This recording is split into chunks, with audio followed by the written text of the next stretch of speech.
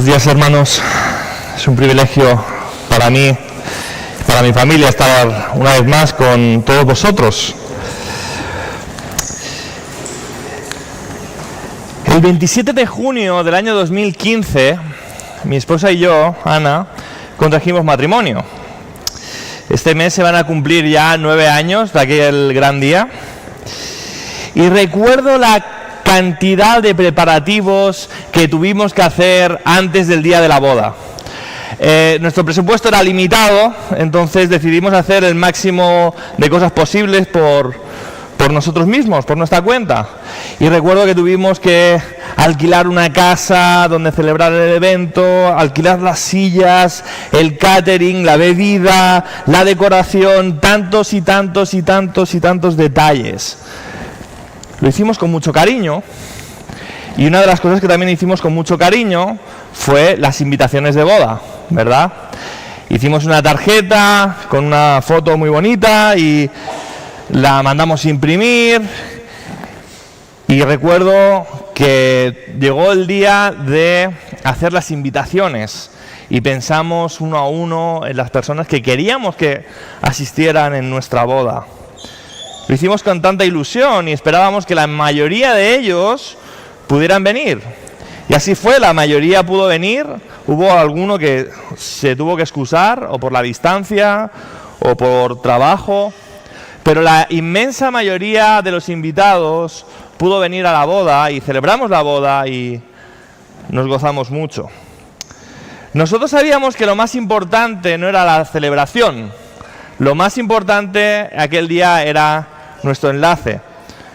Pero, ¿qué pensáis que hubiéramos hecho si al enviar las invitaciones ninguno de los invitados hubiera confirmado la asistencia?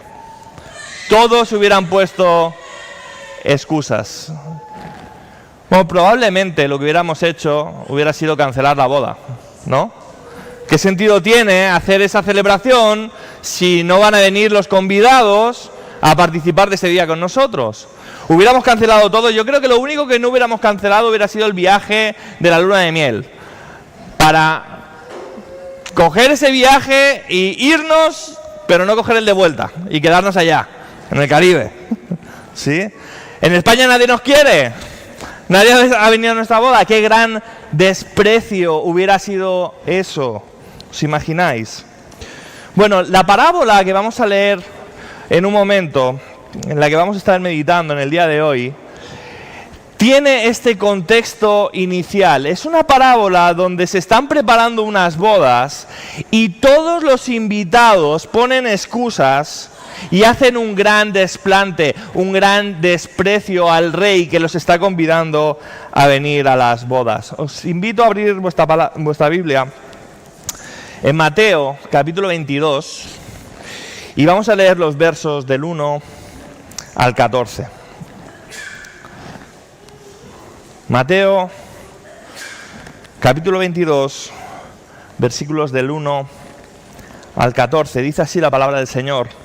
Respondiendo Jesús les volvió a hablar en parábolas, diciendo: el reino de los cielos es semejante a un rey que hizo fiesta de bodas a su hijo, y envió a sus siervos a llamar a los convidados a las bodas, mas estos no quisieron venir.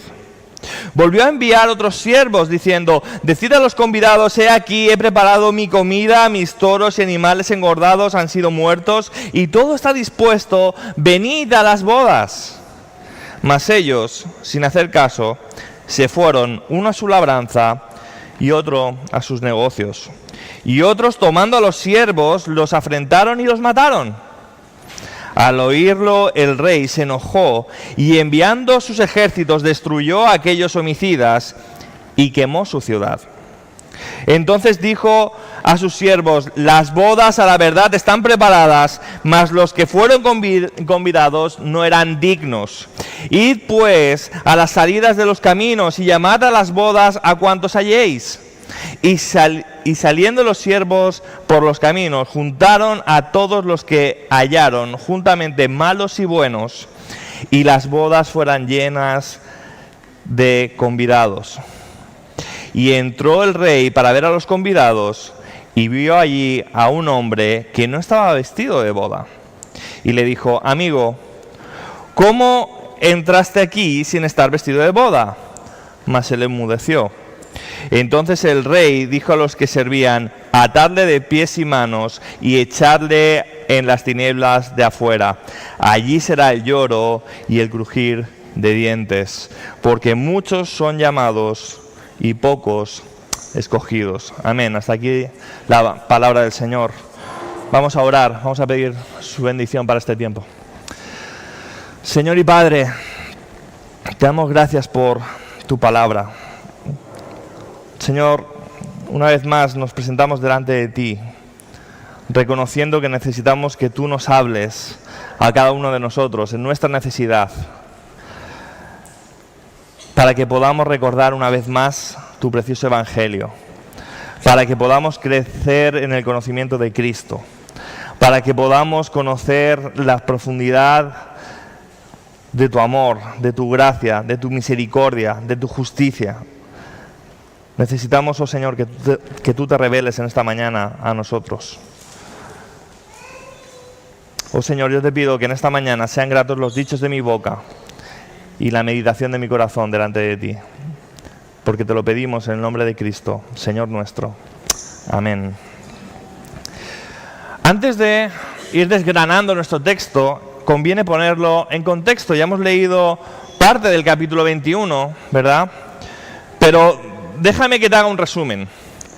Jesús acaba de entrar en Jerusalén montado en un pollino.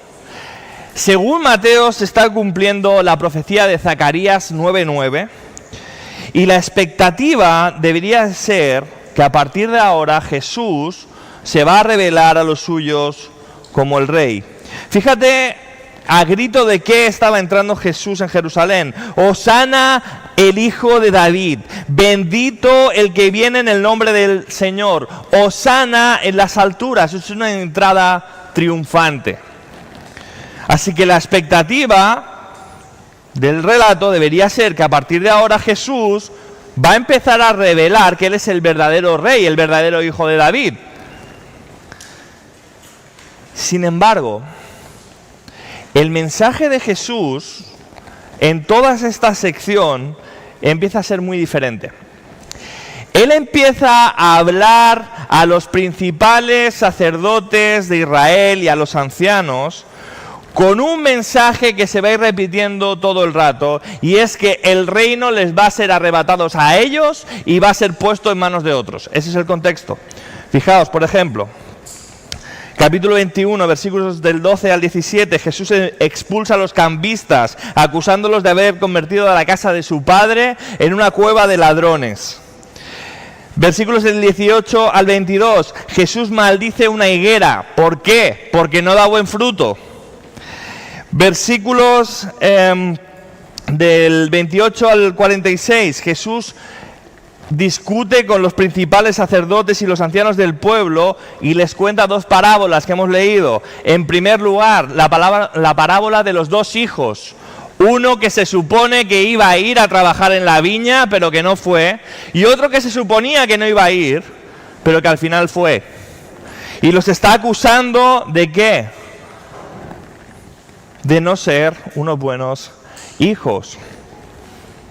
Y finalmente hemos leído la parábola de los labradores malvados, que no pagan el tributo al dueño de la viña, y que cuando el dueño de la viña envía mensajeros, ellos los mataron, incluso mataron a su propio hijo. Así que, cuando llegó el dueño de la viña, ¿qué hizo? Les arrebató a estos la viña y se la dio a otros que pagaran el fruto a su tiempo. Así que el contexto en el que leemos esta parábola es un contexto donde Jesús está anunciando en Israel que los judíos ya no van a ser el pueblo de Dios y va a ser entregado en manos de otros. Ese es el contexto. Volvemos a leer los primeros versos, del 1 al 3 de nuestro texto. Dice, respondiendo Jesús, les volvió a hablar en parábolas diciendo, el reino de los cielos es semejante a un rey que hizo fiesta de bodas a su hijo. Y envió a sus siervos a llamar a los convidados a las bodas, mas estos no quisieron entrar. Mis hermanos, yo suelo utilizar este pasaje cuando tengo que enseñar la doctrina bíblica del llamamiento eficaz o de la gracia irresistible de Dios. Suelo utilizar este pasaje como mi pasaje favorito para ilustrar esta doctrina por esta razón. Muchas personas, cuando lidian con el tema de la predestinación, con el tema de la elección particular, tienen en mente a Dios como una especie de elitista. Parece que Dios fuera una especie de portero de discoteca, donde hay un montón de gente que quiere entrar y dice, tú sí, tú no. Y las personas lidian con este concepto de Dios. Oye, personas que quieren ir al cielo, ¿Dios se lo va a impedir caprichosamente por su elección? No, pero ese no es el contexto bíblico que la Biblia nos da para hablar de este tema. El contexto apropiado, el contexto adecuado es este contexto. Dios ha ofrecido su salvación a personas que la han rechazado. No hay nadie en la puerta del cielo queriendo entrar. Ese es el contexto. Las bodas, si dependiera de los invitados, se iban a quedar vacías.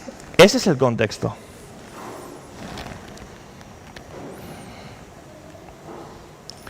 Entonces, en primer lugar, ¿de quién está hablando? Está hablando primeramente de los judíos. En ese contexto, quienes estaban rechazando al Mesías, en primer lugar, eran los judíos. La palabra dice que a los suyos vino y los suyos no le recibieron.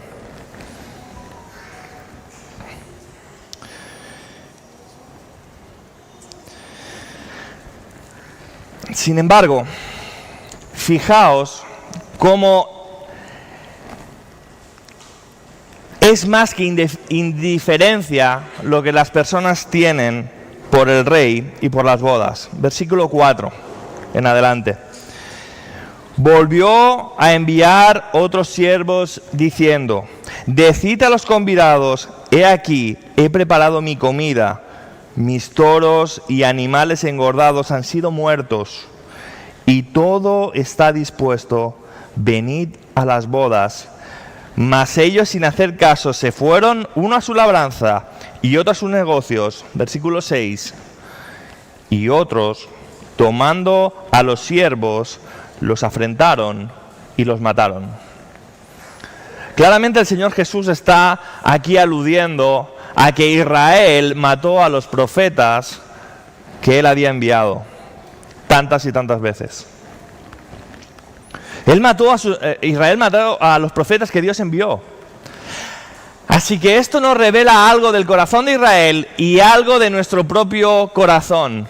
Y es que somos enemigos de Dios. No somos meramente pasotas. No solo es que no queremos acudir. No solo es que en nuestra condición natural las cosas de Dios no nos atraen, sino que en el corazón rebelde del hombre hay una enemistad profunda para con Dios. Y este es el contexto que Dios ha extendido una invitación general a todas las personas para que vengan al arrepentimiento y a la fe. Una invitación que es sincera de parte de Dios. Y sin embargo, no hay nadie que haya querido venir a las bodas. El desastre que aquí se nos presenta es una boda que está a punto de quedarse vacía, a menos que el rey haga algo.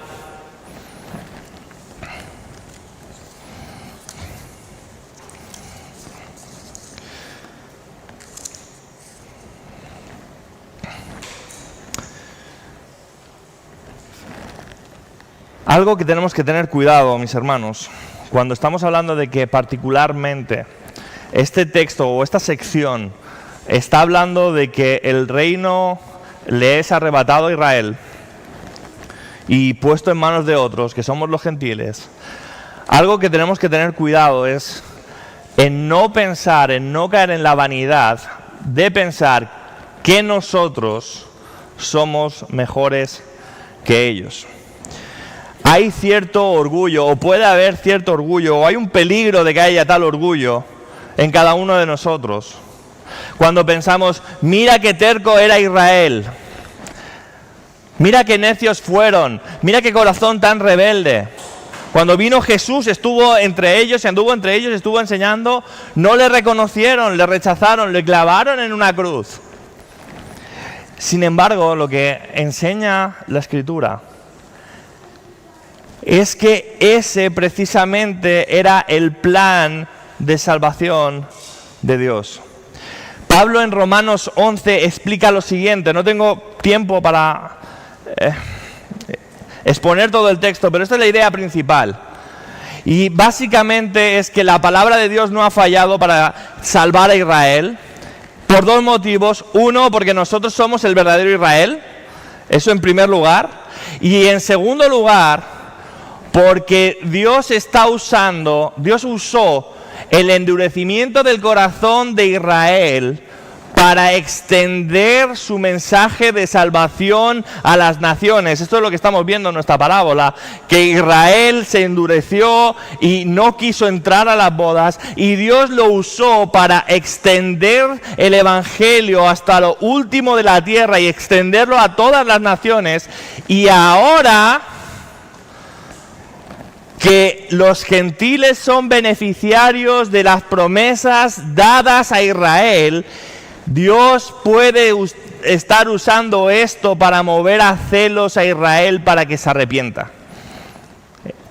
Entonces, el movimiento sería algo así: Dios hace las promesas a Israel, Israel se endurece, la gracia de Dios alcanza a los gentiles, y el hecho de que los gentiles estemos disfrutando de las bendiciones que se suponía que eran para Israel, ahora Dios lo usa para mover a celos a Israel para que se arrepientan. ¿Por qué? Romanos 11:32. Porque Dios sujetó a todos en desobediencia para que todos fuéramos salvos por misericordia. En otras palabras, Dios no permitió que nadie fuera perfectamente obediente a la ley y se salvara por sí mismo, por su esfuerzo, para que nadie pensara que ha llegado al cielo montado sobre un camión que dice mis propias buenas obras. No. Sino que Dios sujetó a todos, a judíos y a gentiles, bajo desobediencia. ¿Para qué? Para que todos tuviéramos claro, al llegar al cielo, que cuando estamos allí ante la presencia de Dios, solo hemos podido llegar por medio de su gracia y su misericordia, porque no hay otro camino. Fíjate la severidad de Dios en el versículo 7. Al oírlo el rey se enojó y enviando sus ejércitos destruyó a aquellos homicidas y quemó su ciudad. Aquí tenemos una primera advertencia para todos los que hemos recibido el llamado del Evangelio. Si tú hoy que estás aquí has recibido el llamado del Evangelio, se te ha extendido la invitación al cielo, se te ha extendido el mensaje del Evangelio de Jesucristo, se te ha dicho que te tienes que arrepentir de tus pecados y venir a Cristo en arrepentimiento y fe para recibir de su mano todas las bendiciones, y tú rechazas esta invitación, tienes que saber cuál es el destino. Se enojó y enviando a sus ejércitos destruyó a aquellos homicidas y quemó su ciudad. Mis hermanos, amigos, el llamado del Evangelio no es algo que se pueda rechazar sin consecuencias. Ahora, déjame hacer aquí una pausa para explicar algo. No, al ver la severidad de Dios, tenemos que ser muy cautelosos para no tener una imagen equivocada de lo que la Biblia presenta acerca del carácter de Dios. En primer lugar, tenemos que tener claro que Dios ama a todo el mundo. Ahora, déjame hacer una distinción en el amor de Dios para ver de qué forma Dios ama a todo el mundo en general, para contrastarlo después con cómo Dios ama a su iglesia en particular. Dios ama a todo el mundo en general y podemos hablar de tres características o tres aspectos del amor de Dios. En primer lugar, hablamos en teología del amor de benevolencia de Dios. Apúntate esto, el amor benevolente o el amor de benevolencia de Dios. Dios quiere, por su buena voluntad, que todas las personas procedan al arrepentimiento y a la fe. Dios lo quiere. No estoy diciendo que Dios lo haga, estoy diciendo que Dios lo quiere. Cuando nosotros extendemos el mensaje del Evangelio a todas las personas, podemos tener una confianza, una seguridad. Y es que Dios quiere que esa persona se arrepienta de sus pecados. Y nosotros estamos extendiendo el mensaje del Evangelio a una persona porque deseamos que se arrepienta, porque nosotros le amamos, pero al mismo tiempo podemos estar seguros de que Dios le ama. Pero Samuel, yo no sé si es elegido o no, yo no sé si ha sido predestinado o no, no importa. ¿Por qué? Porque Dios ama a todos con un amor benevolente. Dice Ezequiel que Dios no se goza, Dios no se complace en la muerte del que muere. O sea, Dios no tiene una especie de placer por la condenación de aquellos a los cuales Él va a condenar. Él no se goza en la muerte del que muere, porque Él ama con un amor que es benevolente. Ahora, el segundo aspecto del amor de Dios es el que llamamos el amor de beneficencia. ¿Cuál es la diferencia? Porque una cosa es el querer, el desear, y otra cosa es el hacer. Y Dios no solo quiere el bien de las personas, sino que Dios hace bien a todas las personas. Y a nosotros se nos llama a amar de este modo para ser hijos de nuestro Padre. Acompañadme a Mateo capítulo 5. Vamos a leer los versículos del 43 al 48.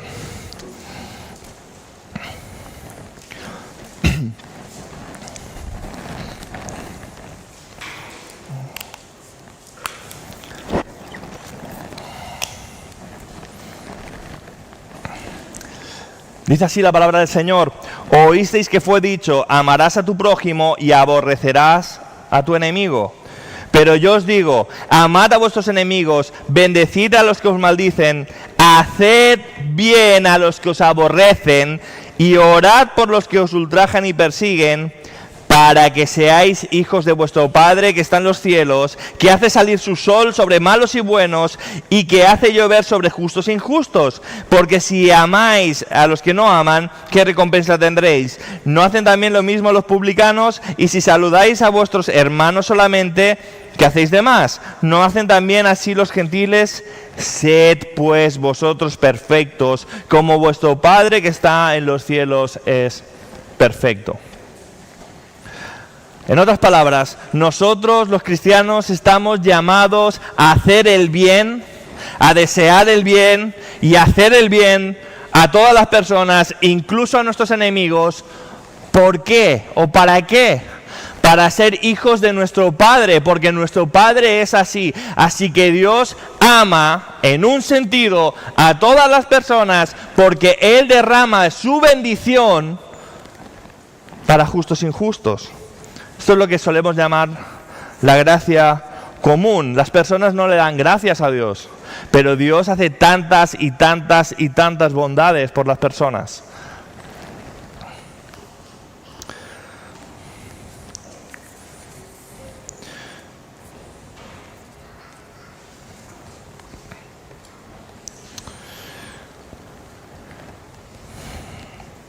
Ya hemos visto cómo es el primer llamado, la primera invitación, que ha sido rechazada por todos los invitados. Ya he mencionado la importancia de comprender que Dios no es un elitista, que Dios no está escogiendo a las personas caprichosamente, a personas que quieren entrar al cielo y Dios es el obstáculo que no les deja entrar. Al contrario, Dios es alguien que tiene un deseo genuino porque las personas se conviertan. Dios ama con un amor benevolente y Dios ama con un amor beneficente. Hay un aspecto más del amor de Dios, el cual lo vamos a ir desgranando en esta segunda sección, donde vamos a ver este segundo tipo de invitación. Volvemos a nuestro texto, versículo 8. Entonces dijo a sus siervos: las bodas a la verdad están preparadas, mas los que fueron convidados no eran dignos. Id pues a las salidas y a los caminos y llamad a las bodas a cuantos halléis. Hermanos, aquí estamos nosotros. Estos son los que estábamos lejos.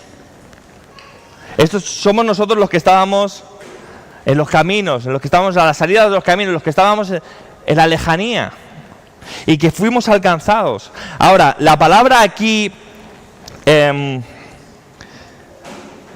para llamar a las bodas es un tipo de llamamiento que es diferente. Es diferente al anterior. El primer llamamiento era un llamamiento general que se podía rechazar. Sin embargo, este tipo de llamamiento es otro tipo de llamado. Nosotros hablamos normalmente en teología del llamado externo y el llamado interno. ¿Qué es el llamado externo del Evangelio? Bueno, ya lo he mencionado. Cuando estamos predicando la palabra, cuando estamos evangelizando a una persona, nosotros tenemos un mensaje que es de parte de Dios y que nosotros sabemos que no todas las personas que lo reciben van a responder favorablemente, ¿no es cierto? Ahora, si nosotros extendemos este mensaje es porque nuestro deseo y nuestra oración es que Dios lo use para, por medio de su Espíritu Santo, alcanzar y convertir y llamar eficazmente a una persona para que venga al arrepentimiento y a la fe. Ese tipo de llamamiento solo lo puede hacer Dios. Y es un llamamiento que es eficaz. Nuestro llamado es externo y el suyo es interno.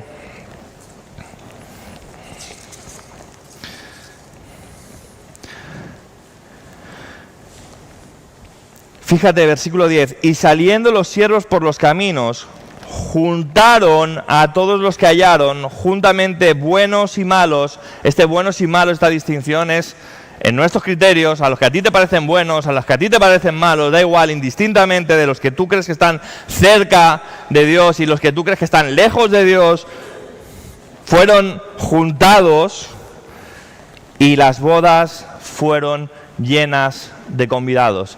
La idea aquí de juntar es la idea de hacer un racimo de flores.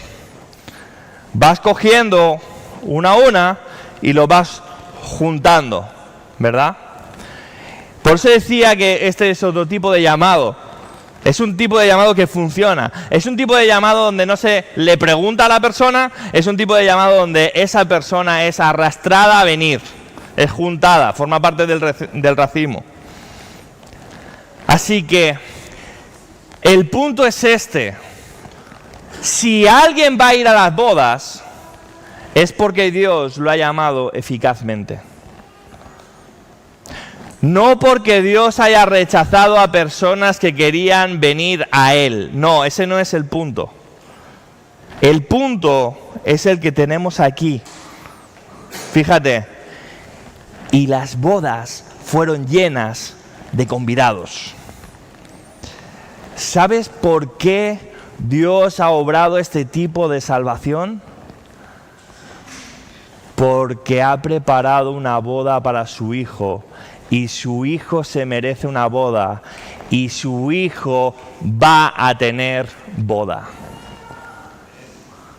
Por eso Dios mandó a llamar a personas que no queríamos ir a Él. Él nos llamó y nos arrastró con sus cuerdas de amor para que las bodas de su Hijo fueran llenas.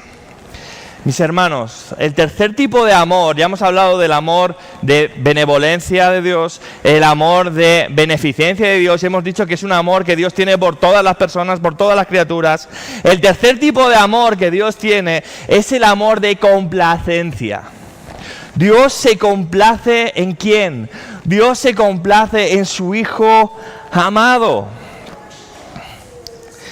Dice Mateo capítulo 17, en la transfiguración: este es mi Hijo amado en quien tengo complacencia, a Él oíd. Y está dando cumplimiento a Isaías 42, cuando dice: he aquí mi siervo, yo le sostendré, mi escogido, en quien mi alma tiene contentamiento. Dios se goza, Dios tiene su deleite. El objeto del deleite de Dios es su Hijo Jesucristo. Y el primer motivo de la salvación es el amor que Dios tiene por su Hijo. Mis hermanos, nosotros somos para Jesús las ovejas que su Padre le dio.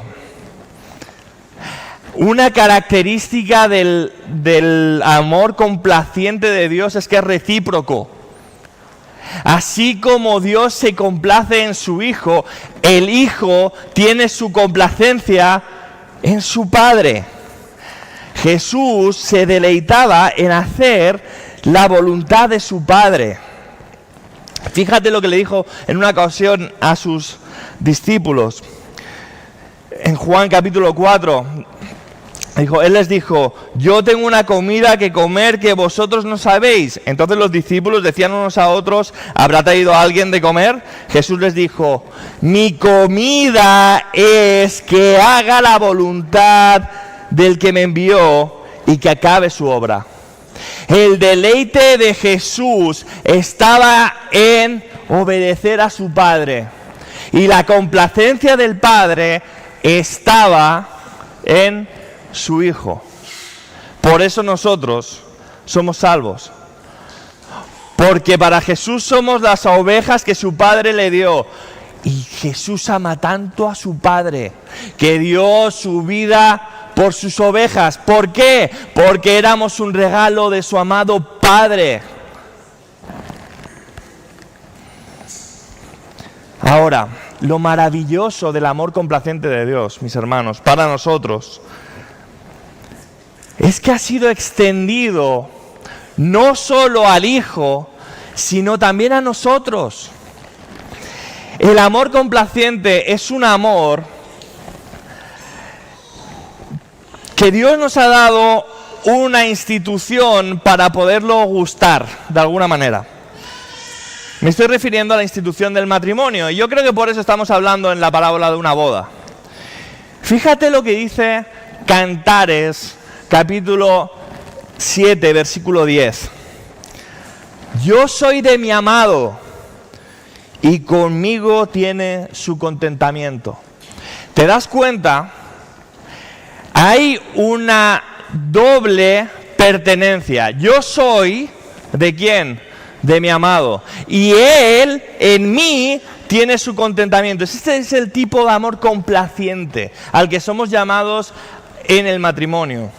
Nosotros tendemos a pensar en el amor matrimonial, en un amor que es sufrido, y ciertamente lo es, ¿no? Pablo dice a los efesios, esposos, amad a vuestras mujeres como Cristo amó a la iglesia y se entregó por ella. Y lo primero que nos viene a la cabeza es, el amor es sufrido, 1 Corintios 13, y yo tengo que soportar a esta señora porque... Es la imagen que tenemos muchas veces, ¿no?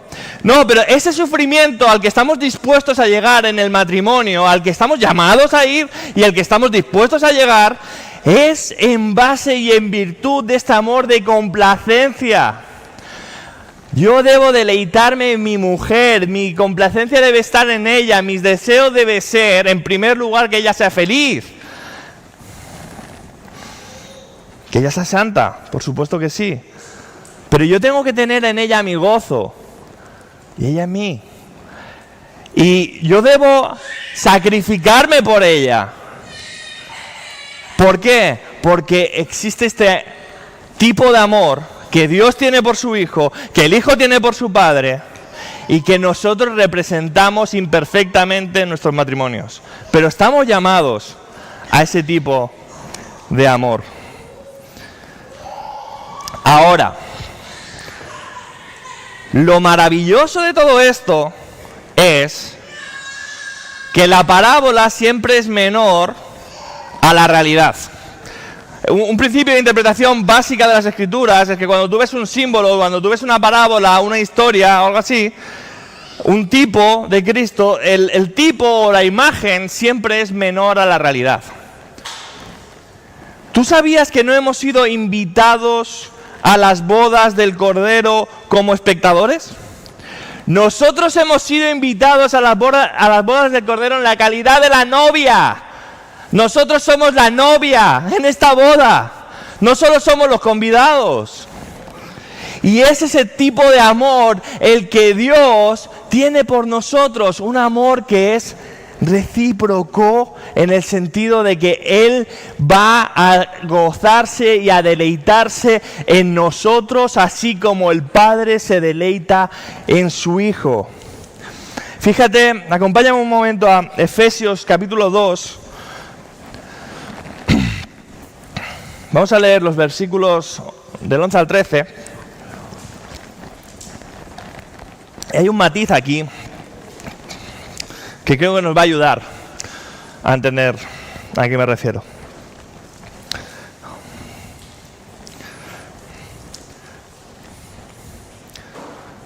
Dice Pablo a los Efesios: por tanto, acordaos que en otro tiempo vosotros, los gentiles, en cuanto a la carne, erais llamados sin circuncisión por la llamada circuncisión hecha con mano en la carne.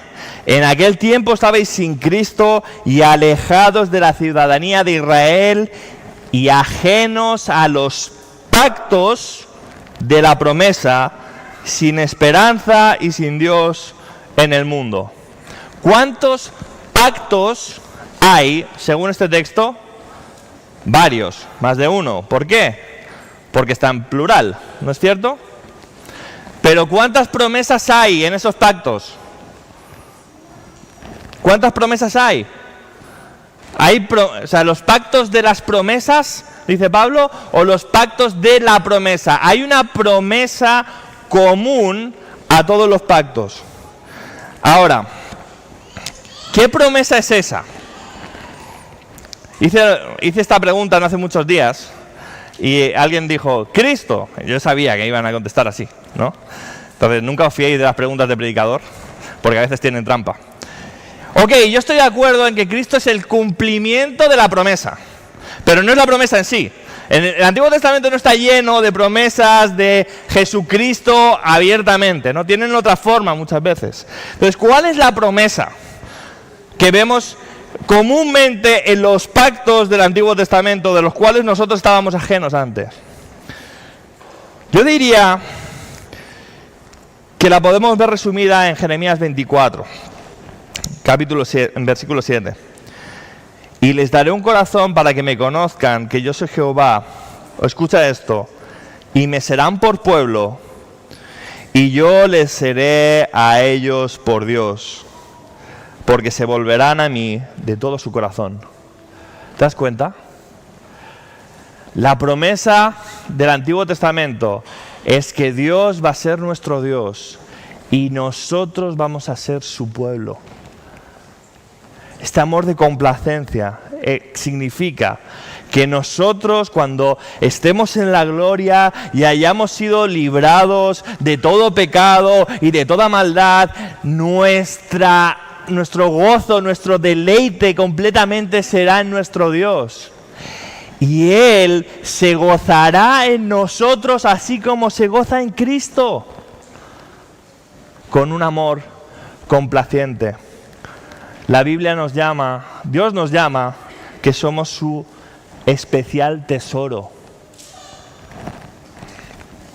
Fíjate cómo termina la Biblia, Apocalipsis 21:3, y oí una gran voz del cielo que decía: he aquí el tabernáculo de Dios con los hombres, y Él morará con ellos, y ellos serán su pueblo. El deleite de Dios está en nosotros y nuestro deleite está en Él. Este es el amor de complacencia. Este es el amor que Dios tiene por su iglesia. Este no es un amor general, es un amor particular.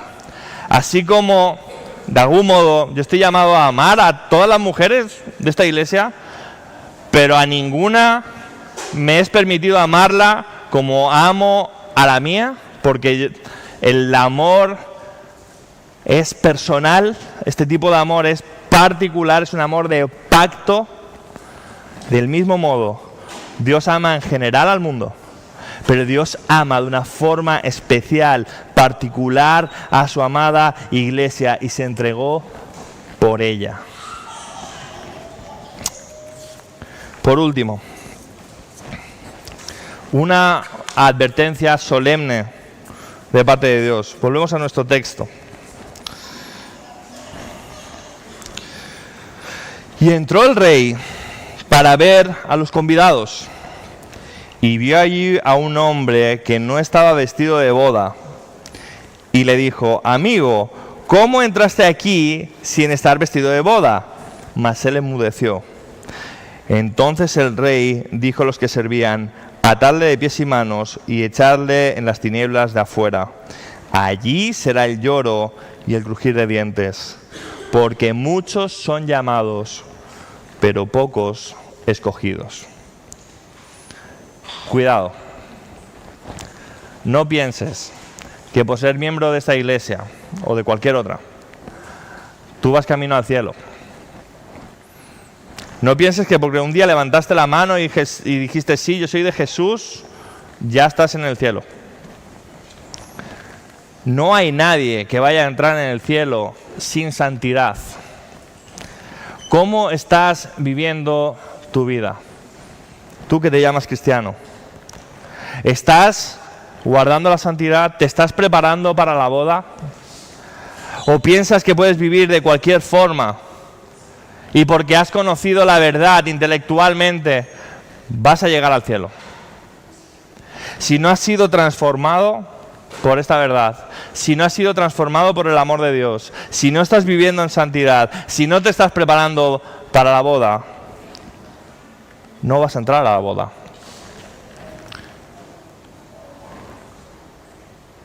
Así que, ¿cómo estás viviendo?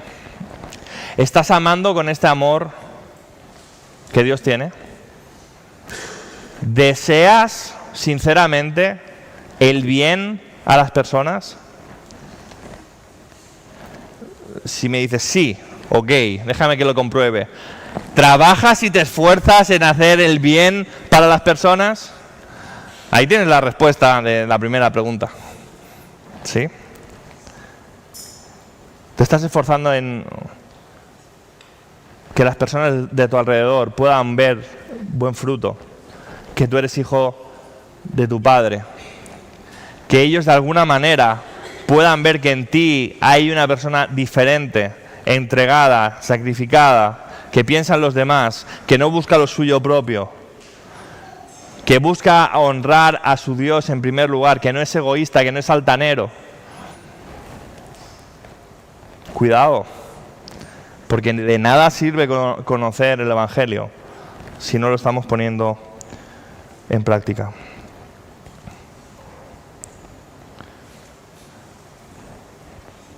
Hermano, Dios nos ha amado con un amor complaciente.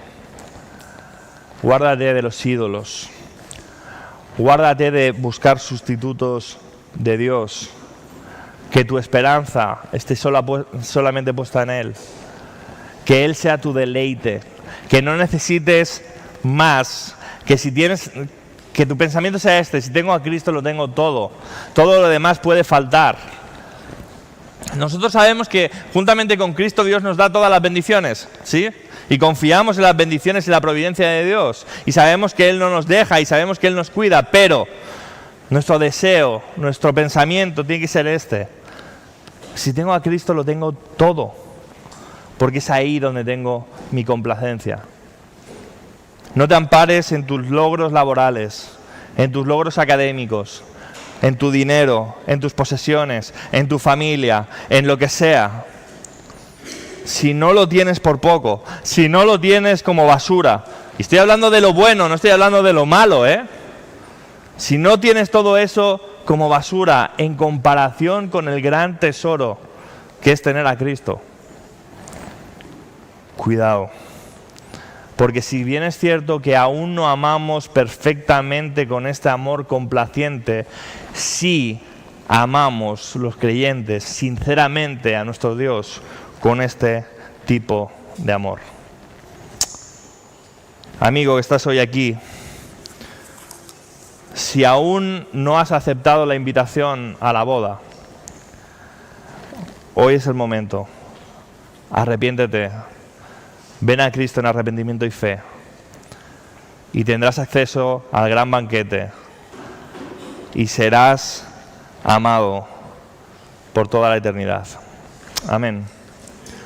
Señor, gracias por un amor tan profundo, un amor que tú nos has extendido, que en primer lugar tiene lugar entre tus santas personas.